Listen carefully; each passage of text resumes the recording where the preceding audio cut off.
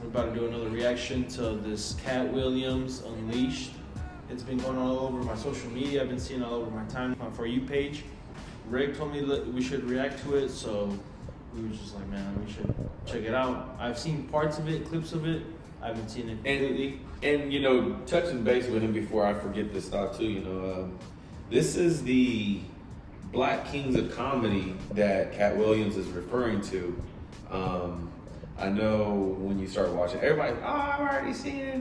But just keep reminding, like, they're not talking about any Latino comics. They're just talking about, you know, the Black Kings of Comedy. But, you know, while watching this, you know, I haven't watched it all the way through, but I've kind of seen bits and pieces, you know, on TikTok and stuff like Johnny. And I'll tell you this, from hearing a lot of what he's doing, he's exposing something higher than, you know, famous people. And what he's trying to say is, in his message is, he's just going to expose everybody. And right now he's exposing the Black culture comedy, the Black Kings of Comedy. But, you know, me and Johnny, we're Hispanic, you know, and it just gets us wondering, like, are the Hispanic culture the same way? Is there people stopping our people from coming in and being funny too on the stage? So it's just, let's watch this and see what happens and see what you think. All right, let's check it out. This is the other side of Kirk Franklin prank. This is the reckoning. Is this it? 2020. Yeah, that's how it starts. Okay, cool. That's why I said if you added a speaker, this is what we'd hear in the background. Like, we'd be like, see, I mean, it's a good little introduction to what they about to talk about. Dude, and it's not gonna be boring. Is this all the way up?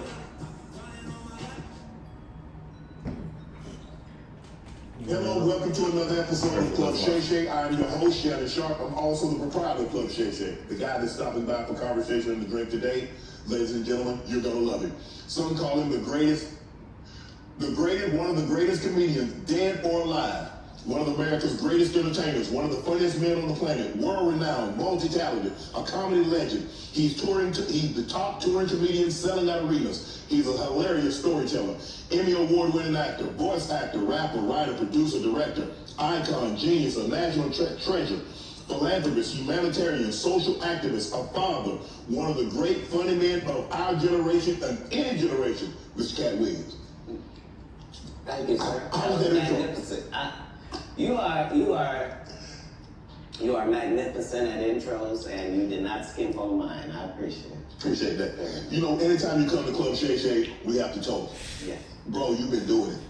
I mean, you told What does he do? One of the top touring comedians of all time. He is a retired NFL player, Hall of Fame, probably one of the greatest receivers to ever play the game.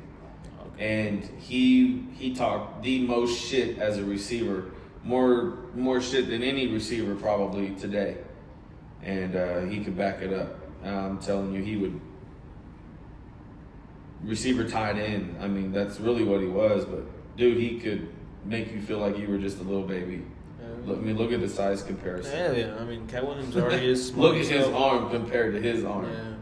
It's like the size of his leg. I mean, it's insane. I don't even know where it's at. I'm going crazy. But go ahead. Already got started before we started taping. I did. Appreciate it. Tell people at home. I thought they was lying, and yeah, this particular alcohol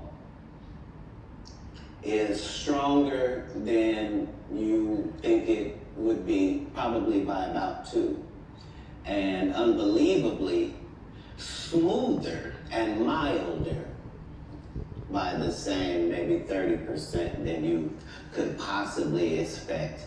And unlike cognacs the world over, this one doesn't taste like wood at the end, and it doesn't taste like it's got artificial colors, and it doesn't taste like it's got artificial flavors. It's a fine product. He's a connoisseur. You can tell he's a cognac connoisseur. He understands the method that goes into making cognac. Right. Well, as a comedian, you get free drinks at the club. So all comedians either turn out to be connoisseurs like wait myself, till you zoom or in on straight his up and piece. down Stop right here. alcoholics. What does his piece say? What does his medallion say?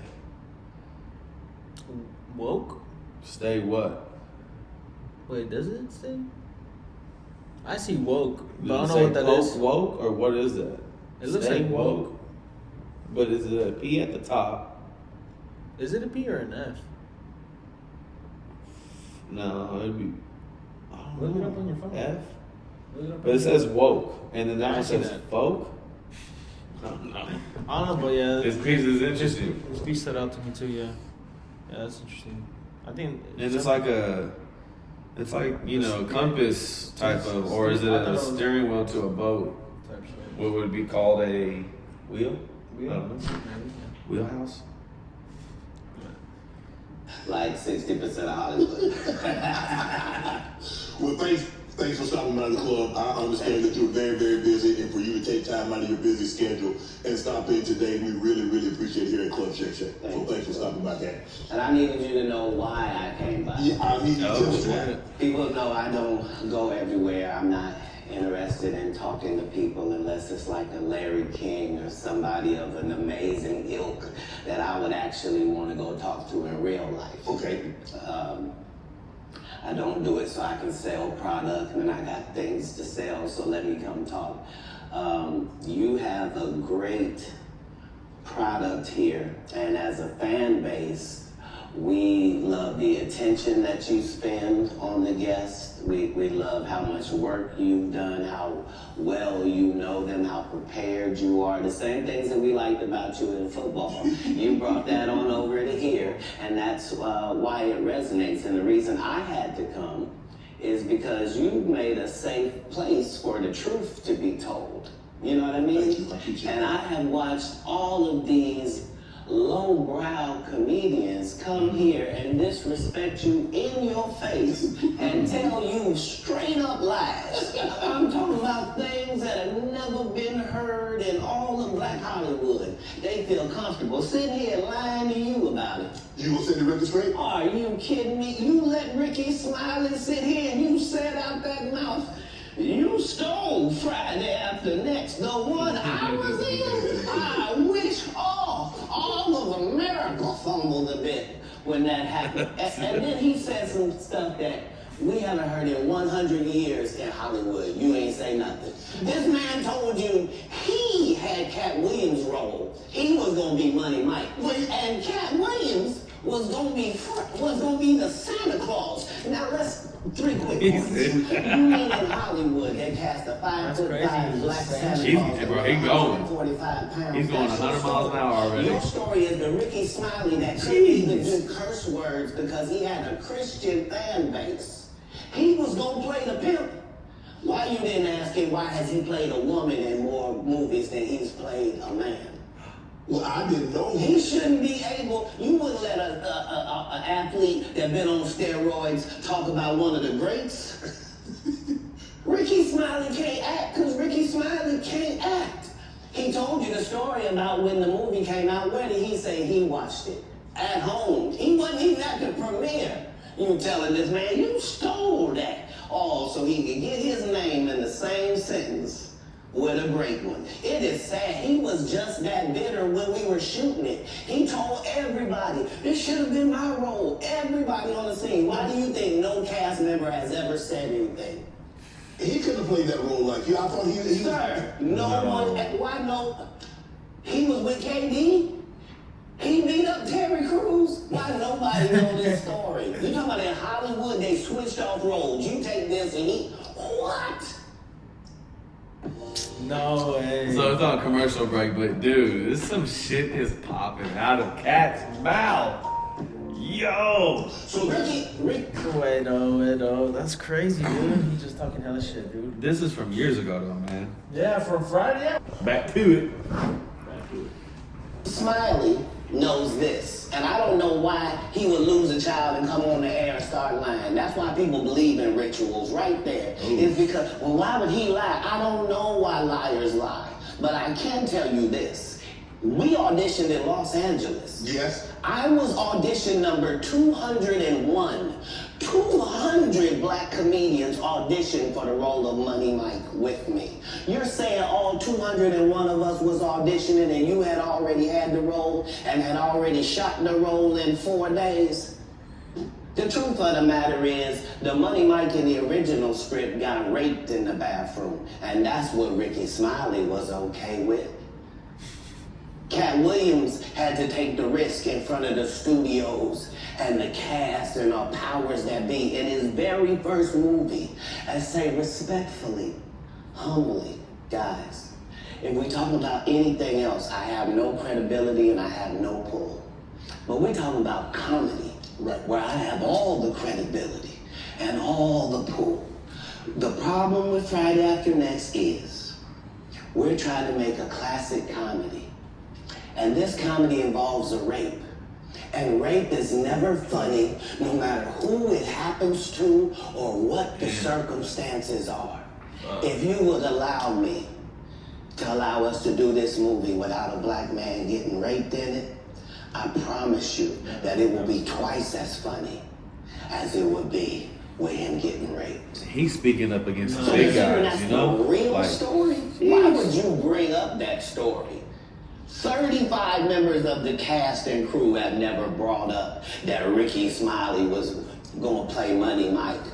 No one ever saw me put on a Santa Claus suit. We got a wardrobe department. They made a Santa Claus suit for me. Why that wasn't in the bloopers? Why?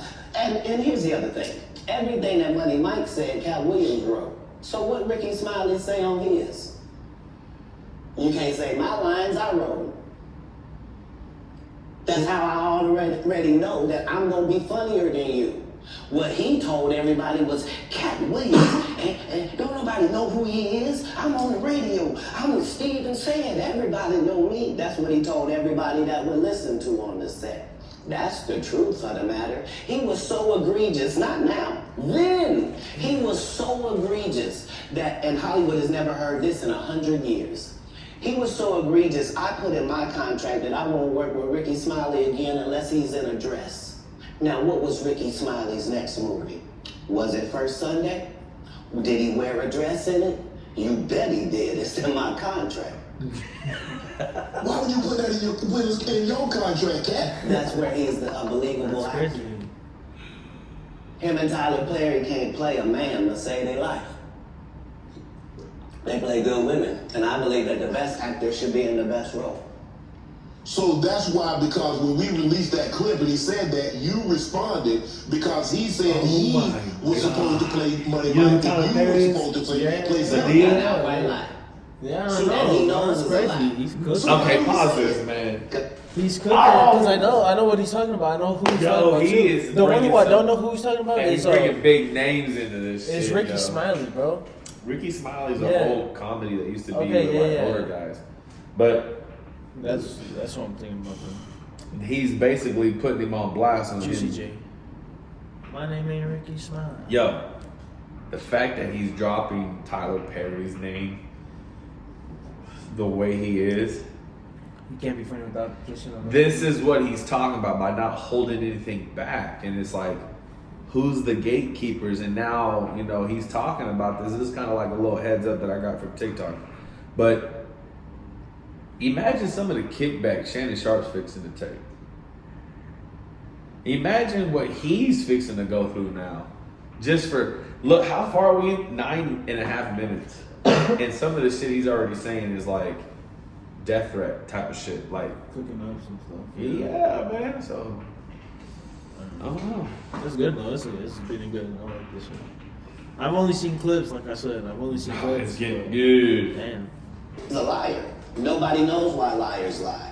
And that's why I had to come on the program. Cedric did the same thing. Cedric told you when you asked him, did you steal Katt Williams' joke? Yeah. He said, it don't line up. How it don't line up that I did it on TV in 2018? You came to see me at the Comedy Store do it in 2019 and then did it on the Kings of Comedy. Like, what doesn't line up? This is a televised joke that Mark Curry helped me punch up and get to the level that it was.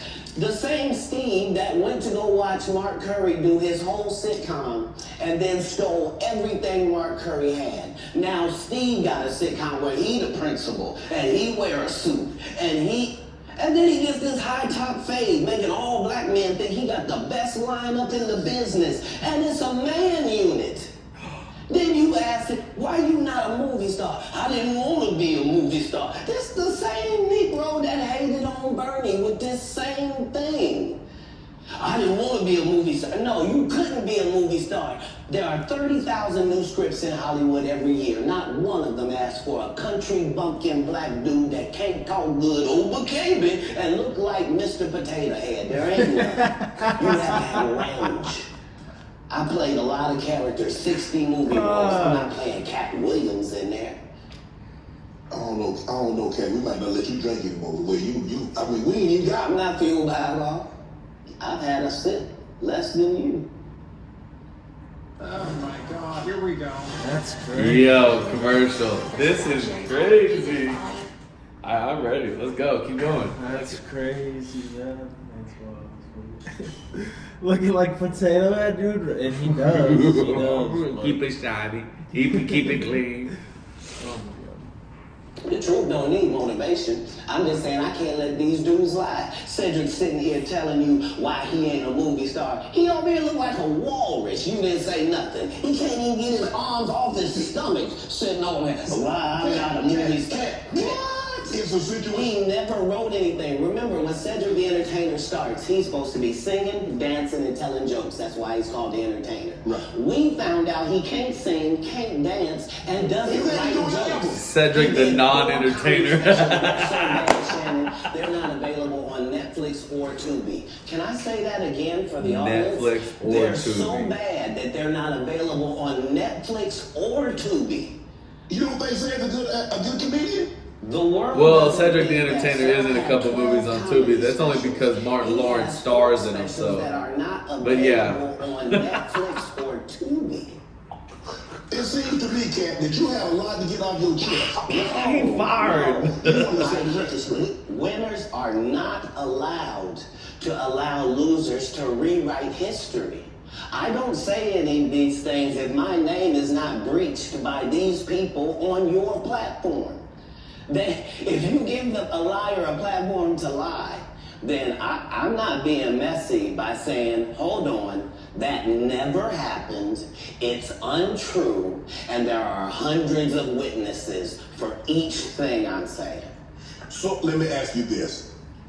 What is your relationship with Steve Harvey, Ricky Smiley, and Cedric the Entertainer as you see here currently?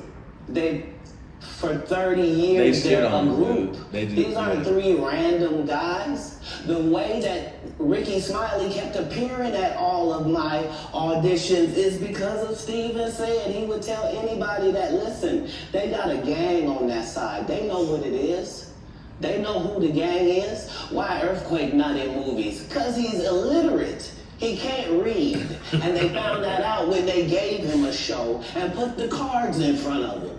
Like, all of these dudes are co-entwined and they share secrets, and this is the age of truth. And the truth doesn't need to be scared of the fact that people tell lies. Katt's on drugs.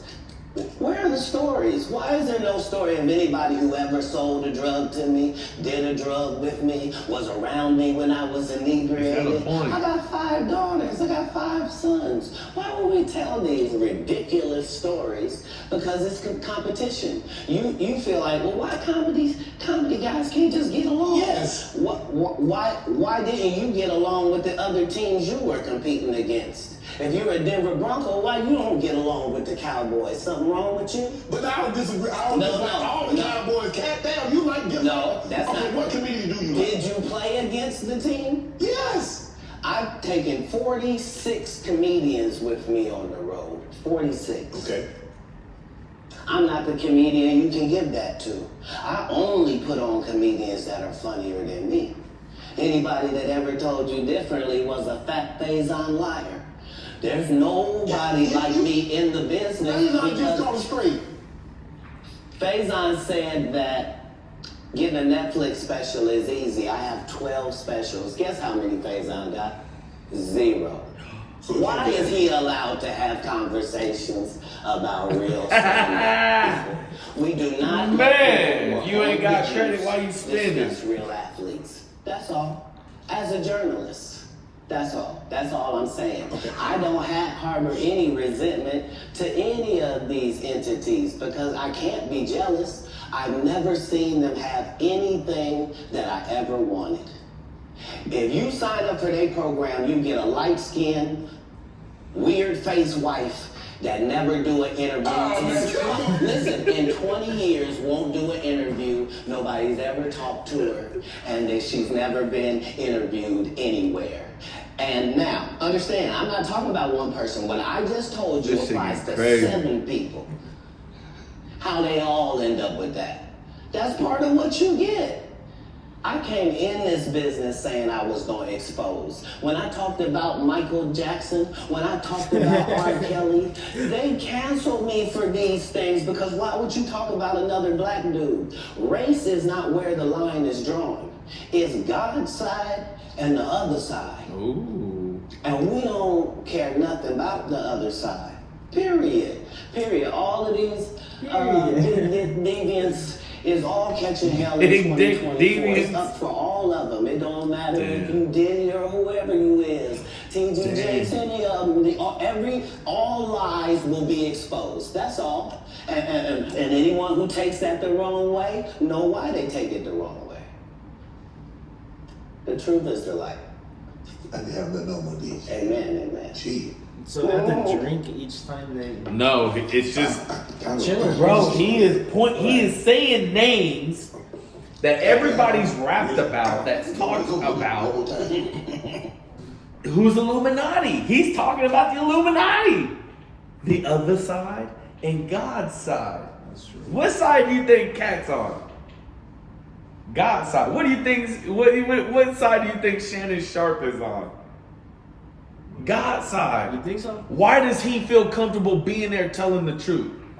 He a godly man.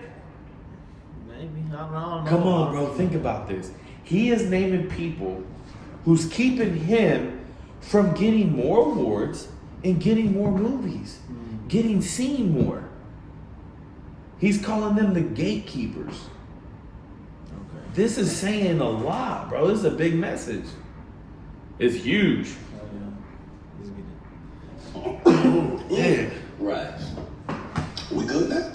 Because the people want to know why would he get blackballed? Yeah. Oh, because in 30 years I've done nothing but collect information, knowledge, and your secrets. So if you and a man was in a corner doing something you wasn't supposed to be You doing, will tell it. no, somebody come to tell me. Okay. I gather You that. go tell it. I'll do that. I'll pay for that. Come, tell me. I know so many things I shouldn't know, and they all know it. They all know it. Why? Because you don't make me the villain. Not the guy that raises black children and ain't never done a hard drug in his life and don't have no stories of doing nobody dirty. And they'll just go out and they'll lie. The industry doesn't mess with Katt because he didn't show up for the studio. No studios have ever said that. Look at my IMDb. It will show you that no studio has ever lost money with me on the script. How? That's why I'm saying, that's why I can't let Ricky Smiley say he was supposed to play Money Mike. Because I wrote the words for Money Mike. I designed the hair for Money Mike. I collaborated with the wardrobe department and made outfits to make sure that no one in America would be wearing what Money Mike was wearing. I told him to go get the Prowler. I then told him to paint it purple. I told him don't have an actor at playing a pimp. We could get an actual pimp, Archbishop Magic Don Juan to play. Like, I did far too much work for somebody to come years later and try to tag along just for their own self-aggrandizement. Why didn't Cube set the record straight? Terry Crews could have set the record straight. Mike Epps could have set the record straight. Why none of them set the record straight? That's what you were supposed to ask him when he told you those lies that But no I ain't one's gonna ever lie. heard. Right, but he's telling you something no one's ever heard of. Nobody has ever heard. Oh, Ben Affleck and Matt Damon was in a movie, and somebody said, "No, she switch roles." And, like, this is a business. But that's the thing, Katt. But normally when people are giving you information, I'm thinking I'm hearing it for the first time, and they're giving information no one else knows or has ever heard. So I'm taking them at face value. This is like Steve Harvey telling people he used to be homeless. That's my story. That's not his story. Steve Harvey was never homeless. When Mark Curry was touring with him 25 Man, he used to tell years everybody ago, he was making homeless. I swear on his show he talks about it. And doing 5 shows a week. They just tell the stories. Thanks to my wife, I'm where I am. You said that about the first wife. You forget that? You told us it was her. Then you went and married somebody else that think like a man. Like, what are you talking about? They think they can rewrite history. Guy Torrey did a beautiful special about the Comedy Store and Fat Tuesday, where he said that Steve and Cedric and Kevin Hart and Tiffany Haddish came through there and made all lies. Steve and Cedric never performed at the Comedy Store at all. Tiffany was only seen at the Laugh Factory. In 15 years in Hollywood, no one in Hollywood has a memory of going to a sold-out Kevin Hart show, there being a line for him ever getting a standing ovation at any comedy club. He already had his deals when he got here. Have we heard of a comedian that came to LA and in his first year in LA, he had his own sitcom on network television and had his own movie called Soul Plane that he was leading? No, we've never heard of that before that person or since that person. What do you think a plant is? Maybe people don't understand the definitions of these words. He just did his documentary with Chris Rock where he shows you that his whole upbringing in comedy was on the East Coast. Yeah, it was. So how simultaneously was he here in Los Angeles doing the same thing? It didn't happen. It didn't happen. And I hate to seem like a petty individual for picking apart lies, but Jussie Smollett gonna keep lying until you say we don't believe you. Like, it's important in the checks and balances of the universe that liars not get to make complete narratives for themselves. Are you not afraid about being blackballed again? These are some power people. What do you mean again? Powerful people. These people are not powerful. Satan can't create anything. That includes blessings for his people. That's why, you know what the number one job of somebody that sold their soul in Hollywood is? Is to act like it didn't happen. They all do the same job. Why do you think Gary Owen can't cross over and he already white and been in comedy for 25 years? Gary Owen? That's You what know I Gary say Owen is in the awesome. case. Gary Owen is a funny guy, all right? Gary Owen is very well respected comedian. He's put a lot of work in, and like he said, I'm gonna say 30 years because he's been around funny people, you know, and he looked up to funny people. But Gary Owen's a funny dude. He married to a black woman, strong woman. They ended up getting a divorce, but now he's solo, man. He does these little comedian bits where he'll go to a certain place and he'll do a little show and interact with the people that come to see him and shit. And dude, he's a good, funny guy, but he's never ever landed a big role where he's won awards and made another like 2 more movies about, you know what I mean? Like it wasn't for him. I mean, maybe he's just now confirming why Gary is not where he should be 30 years into the business. It's crazy. It's crazy. I'd have to see if he's just Gary Owens. Gary Owen's a tall white guy, real funny. Yeah, we'll look him up after this. It's a cabal. It's a consortium. They rock with who they rock with, and they don't with who they don't. But I'm not scared of being the competition any more than you were when you lined up across from a superior team. I see what he's doing on now. paper, they're a better team. He's challenging. They have all the assets That's what and he's saying. resources that we don't. But let us get on the line, boy, and see if that factors in. I guarantee you it won't. Wow. Because Shannon Sharp got to be a different person than that other person. Absolutely. And he always was. That doesn't change when I change teams. That remains the same. That's how a legacy is built. So all of these shortcut takers, they canceled me for talking about Harvey Weinstein before the thing came out, but he offered to suck my penis in front of all my people. Listen, fuck this dude. What am I supposed to do? He did all of that. I'm thinking I'm the only black person on the script. I get there, it's 3 other black guys on there. Woo. Huh. So you wonder what they did. I told him no. What y'all do? Oh, no, he didn't. Heads go down. When I walk Behind into the my back, room, I'm go nothing. down. I'm just a regular old comedian that's bitter Oh and jealous. my God. But in my face, no. The king has walked. He said in 3 and of them sucked this nigga. He I've didn't. not taken the shortcuts. Oh. I've not been funded. They pay you to not talk about things they don't want you to talk Sending about. prayers your way. They tell you that themselves. Damn. I can't do that because Steve told you that he stopped doing stand-up because he had 7 TV shows. The only problem is when he stopped stand-up, he didn't have those 7 TV shows. He stopped stand-up because he got in a comedy battle called the Championship of Stand-Up Comedy with one Katt Williams in Detroit in front of 10,000 people and lost because Katt Williams said he was actually bald and that was a wig. And I went in and that's why he couldn't do stand-up anymore. Imagine him coming to tell you another story where he got so big and it was Bernie and them's fault because they wanted to be movie stars. What? You called Ocean 11 to get that nigga's part. What do you mean you didn't want to be a movie star? So on the behalf of Bernie, Crazy. I would have to say what I have to say. Have you ever been on tour with any of these guys?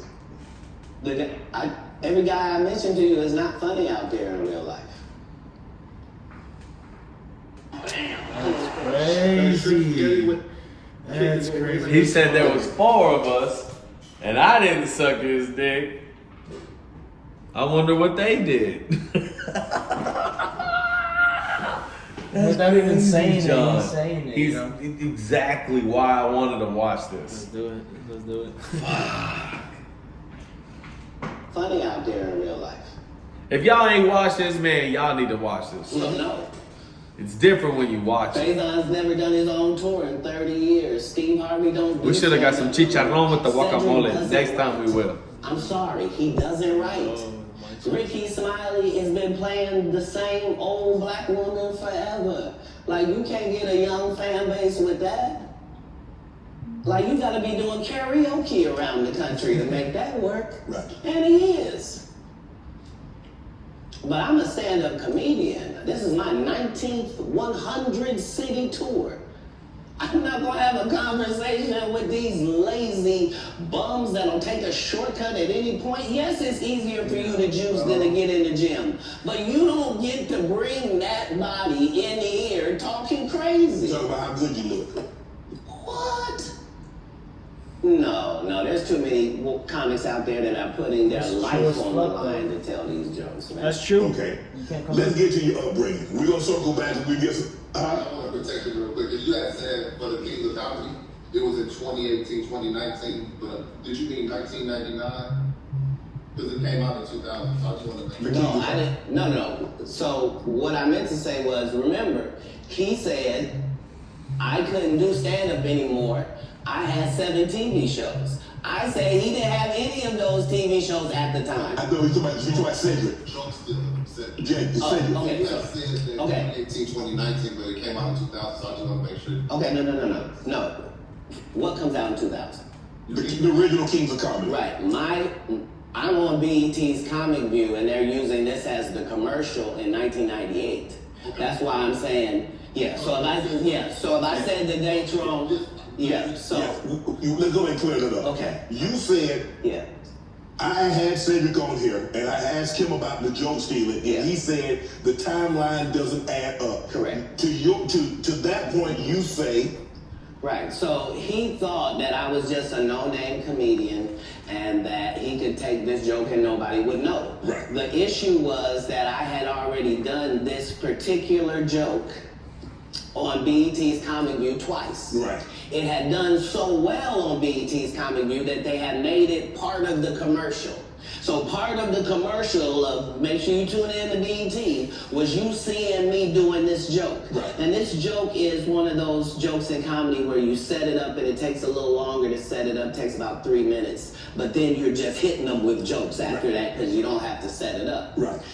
Mark Curry had already helped me work on this joke because I thought it was good because I was getting a standing ovation on it. He had me go back in the lab to help me craft it to be an even more powerful joke. So this is not just a random joke. This is my very best joke, and it's my last joke, and it's my closing joke. Okay.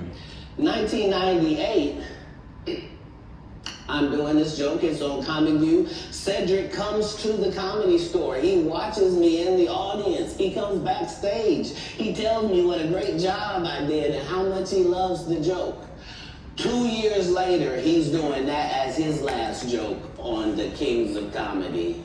And he's doing it verbatim. He's just changed my car into a spaceship.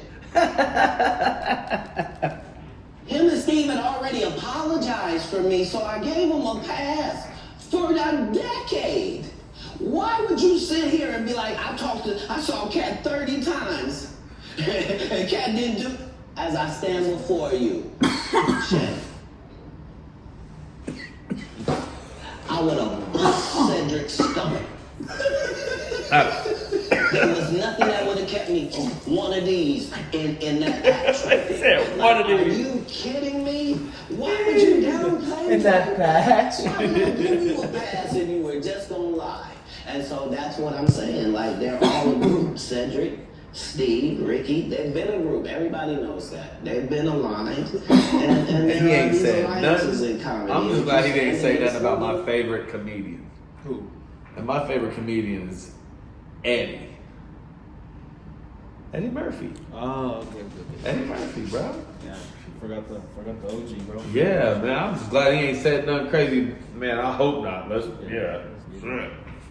Sometimes have a problem, but we don't let that change the content because that's all you know me for, is that I'm quite likely to tell the whole truth and nothing but the truth, so help me God. Let's get to your upbringing. Born in Cincinnati, Ohio, raised in Dayton, Ohio. What was Katt Williams' upbringing like? My taxes already. Your parents were Jehovah's Witness. You were a prodigy. You were brilliant. You talked to me that you got accepted to college at 7 years of age. You could read fluently at 3 years of age. So having that kind of knowledge, having that kind of prodigy, what was your upbringing? How was it? How was life as Katt Williams coming up?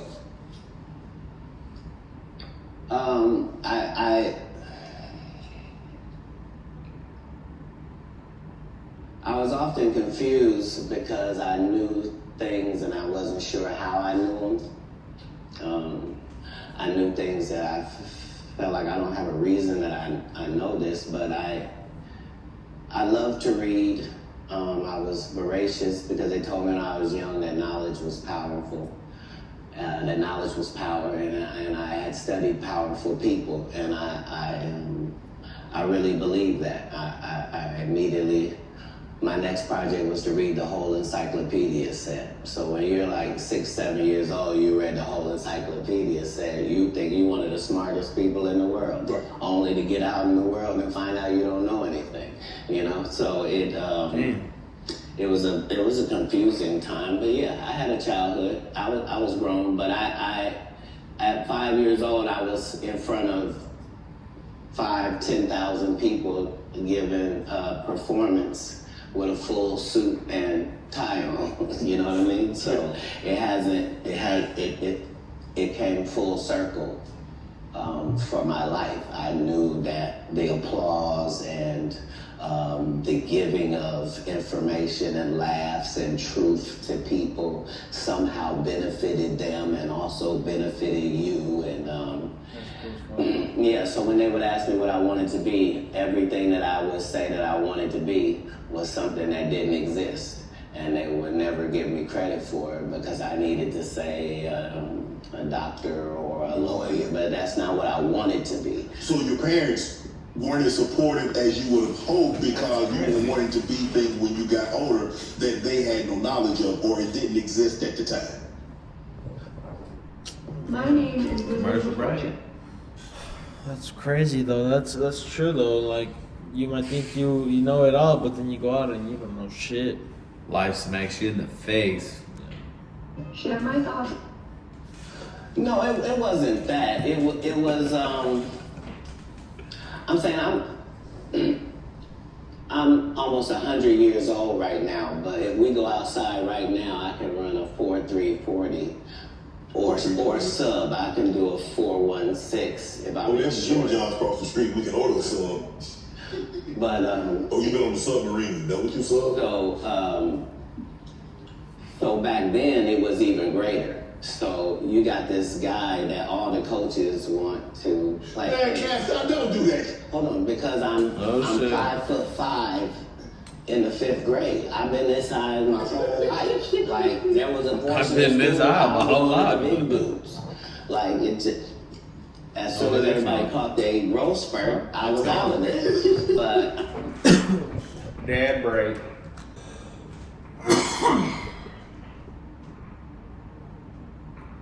Rocket. Let's get in. I'm saying I was a competitive individual. My father was an athlete. see that. Like no, I've been 145 pounds my whole career. That's why I never bothered when they said, "Your cat's on drugs." I knew, how you gonna prove that? My body is a temple. I've been the same size since I was 10. Like, what do you, yeah, like, I Since I was haven't changed 10. off this pivot foot. This has always been who I was before stand-up or anything. But it was an interesting childhood. I appreciate my parents, even though I couldn't live within the religious frameworks of what they had set up. But that was more not wanting to live a double life and not want to embarrass my family. You know what I mean? Because I read where a form of punishment for you is that they would take books because you mentioned you were such a voracious reader. And a form of punishment was when they would take the books for them because you could read fluently. You told me how at like 3 or 4 years old you could read, not just a little child's book, but you could read. Well, I'm saying when we go to Haiti to do missionary work, understand that my mother and my father, nobody that's there with us speaks French. And it speaks Creole and reads French. So I'm in charge of everything, from the housing to the cars to the gardener. Like I'm saying, so I'm not just reading, I'm reading in multiple languages. Like I'm probably reading 3,000 books a year from the time that I'm 8 years old to the time that I'm 12. Take notes not to repeat myself. 3,000 books? Jesus. I've read less than that in my whole career, all the way to college for 6 years.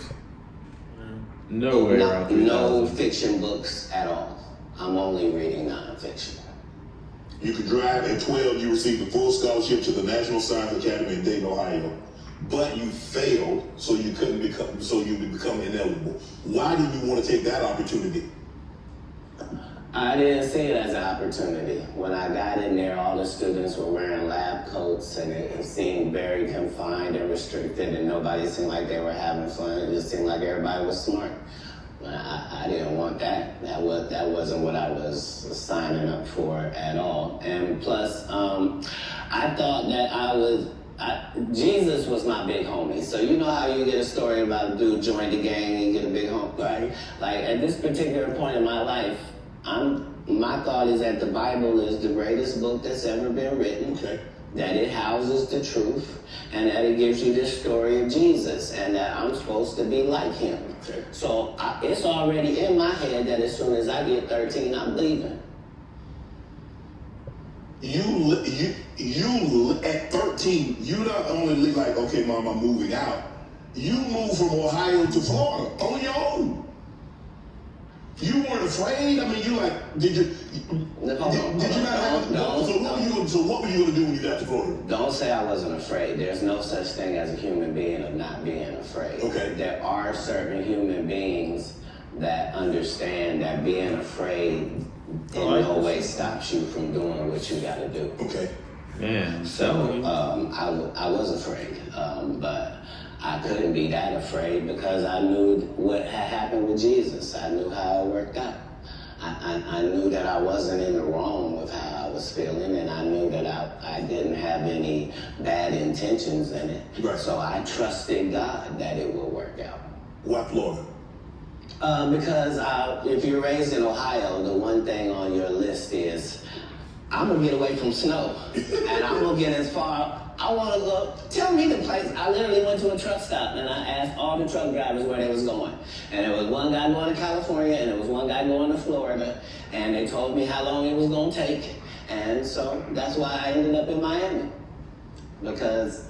How did you get there? You cover bus? Or? No, I just told you. I was at the truck stop. So you hitchhiked? I didn't hitchhike. I got in the back of the dude's 18-wheeler, me and my Rottweiler puppy and my suitcase. Yeah, because I probably had $2,500 on me, like I was shoveling snow and cutting grass. Like I always had pockets full of money. When did you make the decision that you were going to leave Ohio and go somewhere? And it ended up being Florida. So, but when did you know that you were leaving Dayton, Ohio, going to Florida? In my father and I's last interaction, somebody could have not made it. And we both understood that was all bad. What was the disagreement about? If you say that my family is very religious, just say I'm not.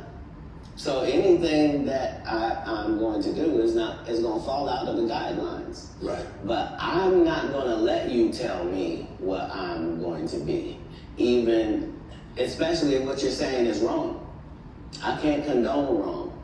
And if I find out that something is wrong and I tell you it's wrong and you don't back me, that's what it is. Even as a young child, you were willing to tell your parents that some of the things that you're saying doesn't coincide with what I've been reading in the Bible. No, very simply, don't try to disfellowship me for sexual acts and I'm a virgin. Sorry, God don't make mistakes. You don't get 2 times to fuck me over. What do you mean you went to God and he told you I was guilty? You just lied on God. So long. That's it. There's no conversation. Deuces.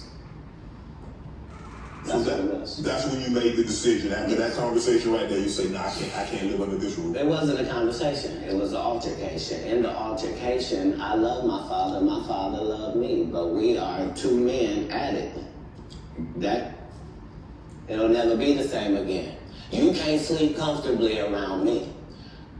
And I can't sleep comfortably around you. How similar are you to your father? No, I don't know. He's a great man. I'm saying, Because y'all butted heads. Right, but I'm saying that generally happens with a father-son dynamic. It was just that religious relationships are always difficult in families. And they always are. Before it got to the point, because the dynamic, he's father, you're son. Before that dynamic and you step up on his level and you challenge him, you felt it was best for you to leave. No. I'm not being challenged. I'm being beat to death. Oh, he was abusive. I didn't say that. I said we were in an altercation. I see what you did there. I saw what you did there. Wow, he's saying without saying. You didn't say you lost, you said you was an altercation. I in no way gave you the impression that I won anything. I'm the one leaving. I'm out of bounds. This is his house. Right. Yeah. So as long as I'm going to be under his roof, there are certain part. things that I'm going to have to do. Right. And the only way that's going to change is either this or that.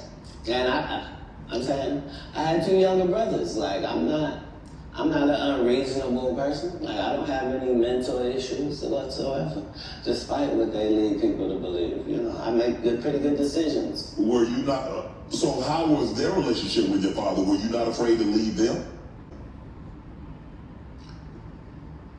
Well, I asked because it went all the way to the actual department, so it was actually going to be something. And when I asked them if they could just make sure that my brothers didn't get separated and what have you, they said they couldn't make those type of guarantees, that they weren't really sure what would happen if this went down. And so part of leaving was the hope that it would be okay for them, because none of them experienced what I experienced. I'm saying I'm the oldest, it's a lot riding on me. I'm supposed to at least religiously hold down the family's name of this household. Right. You know what I mean? How much older are you than the baby and the knee baby? Like a lot older. Like I think 13. Yeah, they're 5 and in Pampers. Wow. You go to Florida, you tell the story of where you were homeless.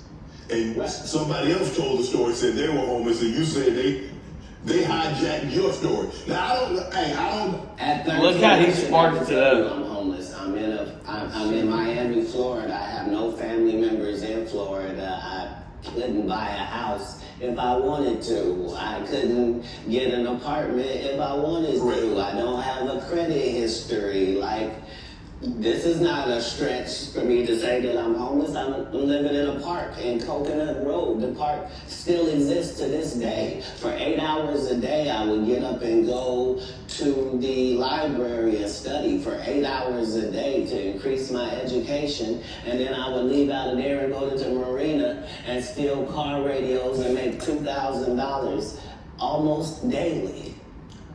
Like, I had a routine. So you really could have played that old thief in Santa Claus. You could have played it. No, the Santa Claus wasn't a thief. The Santa Claus, you can't tell me I read the script. Ricky Smiley told you he didn't read the script. The Santa Claus was a crackhead. He just had that outfit on. That's what I couldn't have played. Okay. Like, I couldn't have played a black guy that got raped in the bathroom. Right. So at any point in time, you like, man, I made a mistake, man. I should have stayed my butt in Ohio, man, because this ain't what I signed up for. I didn't experience anything once I left home that I hadn't signed up for. If anything, it saved my life. Me being homeless for that small period of time allowed me to see. I say we stop it there. Yeah. Before he answers another question, we're gonna stop it there. Yeah. We're gonna maybe do a part 2 to the rest of the video, but this was a good video. What you think about it? It was good. There's a lot of fucking names being dropped in there. Yes, dude. He was speaking some crazy shit, but it's interesting. I wonder what they trying to go get some food, but I wonder what they think about this. But thank you for typing in. Make sure you like and subscribe. Tell us what y'all want to react to next, and thank you.